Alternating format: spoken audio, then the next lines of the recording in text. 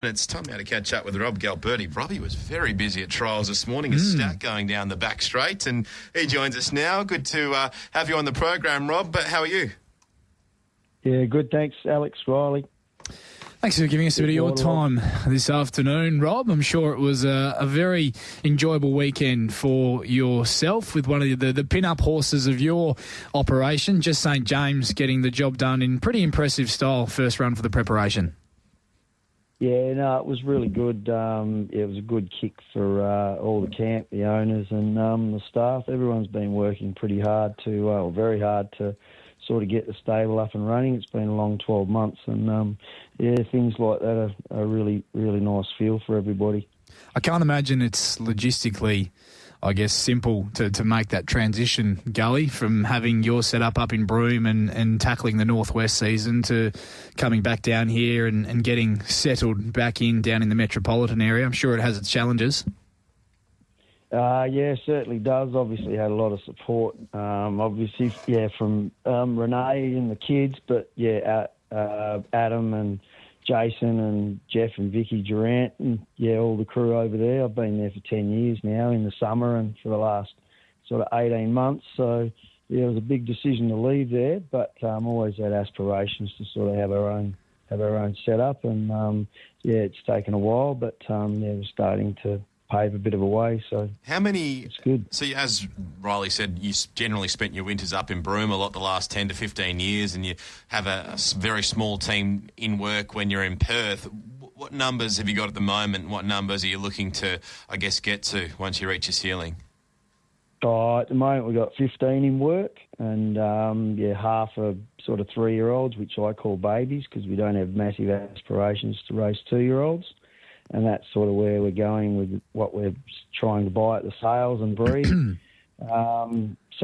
Roughly around that sort of 15 mark is where we want to be. So we still get access to have time to go to the beach and be as thorough as we can for now. Brendan Fitzgerald gives us a lot of support. He does our education work once they're broken in by Cane Land, and we sort of work in with him as well, which is really good. So it enables us not to have to necessarily manage those younger horses until we're at a stage where we're sort of that prep of heading to the jump outs.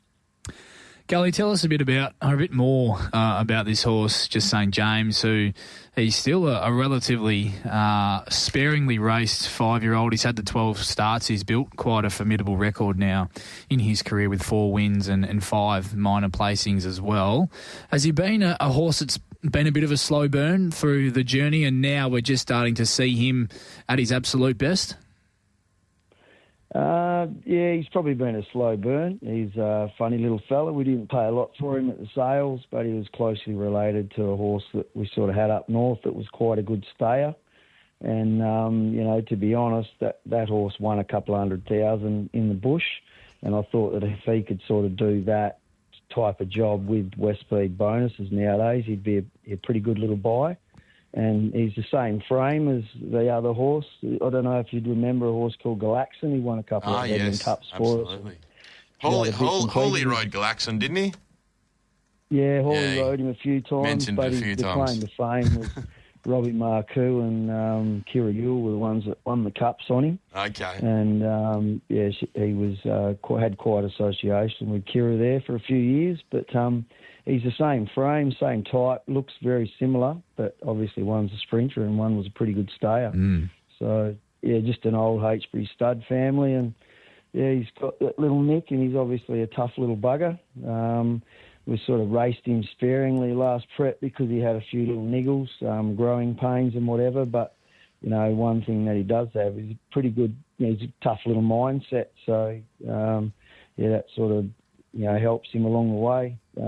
As you know, sometimes they get to that furlong or whatever and a lot of horses stick up the white flag and the good ones sort of bite their tongue and push through everything. And he's one of those. Where do we see him next? Has he always given you that impression, Gully, that he can be a horse that if he was to continue to raise the bar, he could pick off maybe a 66 or a 72 plus in Saturday grade with that turn of foot and that toughness that you mentioned he's got?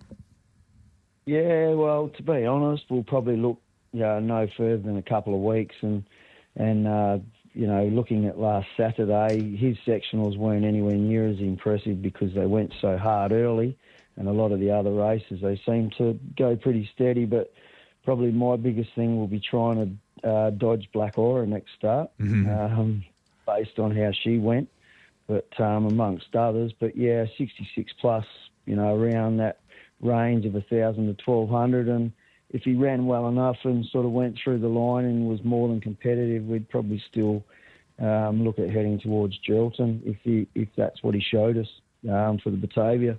There you go. He could be a very nice Batavia horse, you'd think. Al?